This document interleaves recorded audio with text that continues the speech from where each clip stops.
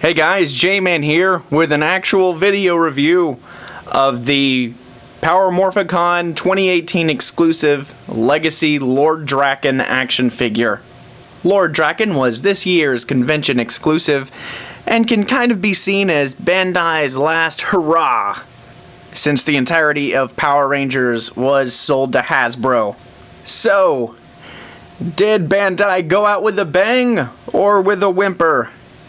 If you've seen my mini review when I was actually at the convention, you probably already know how I feel about this figure, but we're gonna take a look at it in detail anyway. As you can see, the packaging is really nice.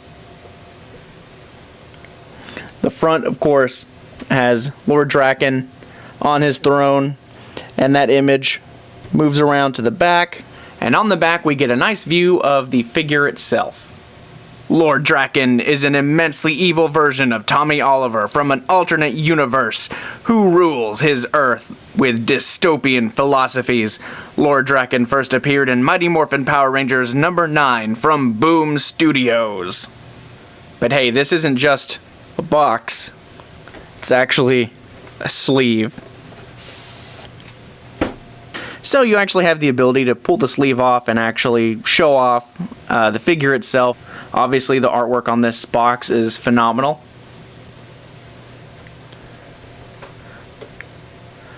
And on the back, it's more of a standard action figure backing. So you get a nice shot of the figure on the back in all his glory. But you know what? I'm pretty sure you guys aren't here just to stare at the box.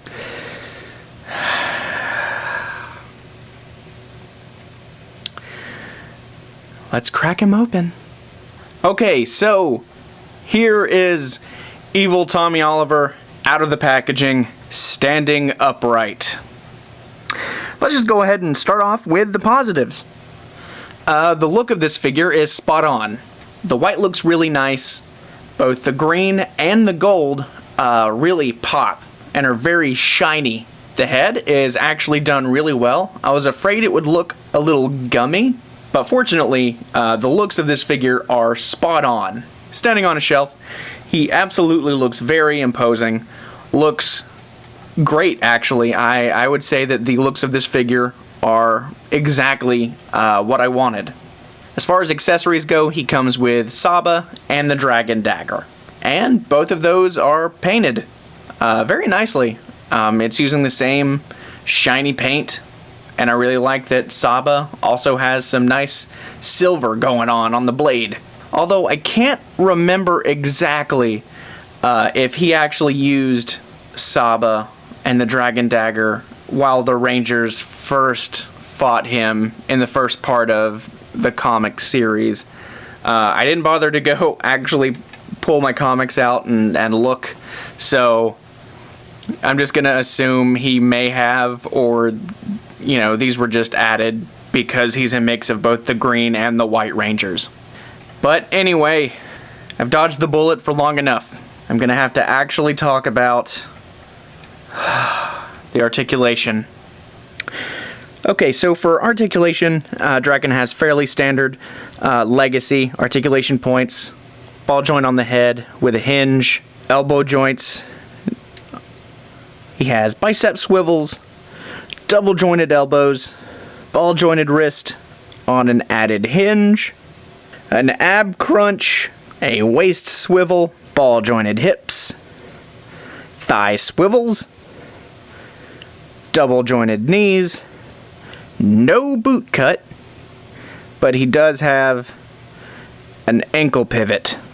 So articulation is pretty standard, but limited in a couple of ways.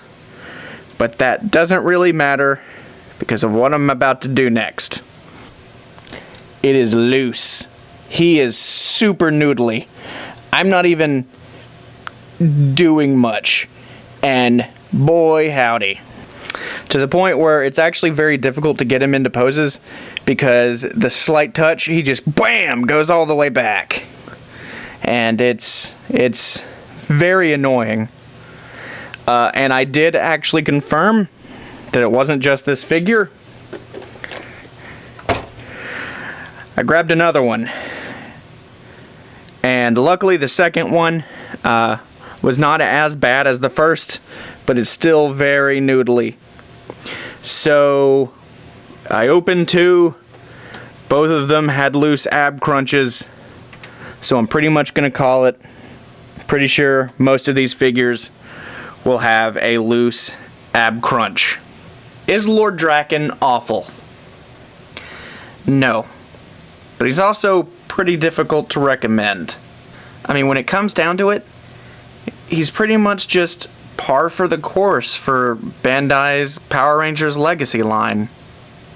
If you were hoping that they were going to somehow create this magnificent, marvelous figure that was going to blow everyone away and it was going to end their reign of the Power Rangers license on a high note, then you're going to be similarly disappointed. If you pre-ordered him and you picked him up at the convention, then you were able to get him for $40, which is still pretty steep. It's twice the price of these normal Legacy figures. So obviously I was expecting a premium paint job. It's just that I was also expecting a premium figure in and of itself for that price. And if you did not pre-order him and you just wanted to pick some up from the convention, they were $50. Which sort of brings it into dangerous territory, because at that same convention you could get one of these for $60. Now granted, it is not Lord Drakkon, but the SH Figure Arts are superior to the Legacy figures in every single way. And normally, that is just fine because the Legacy figures would retail for $20, whereas these are $50 to $60. And on the secondary market, they can go up even higher. So no, they weren't even in the same stratosphere. But once your figures start getting into those higher double digits, you start bumping up against the high-end collector figures. And I don't think that does this figure any justice at all to be compared to an SH Figure Arts release. So I guess all in all, Bandai flubbing this release kind of makes me that much more excited that Hasbro is taken over. So bring on the Lightning Collection, because I know you're going to be a million times better than this.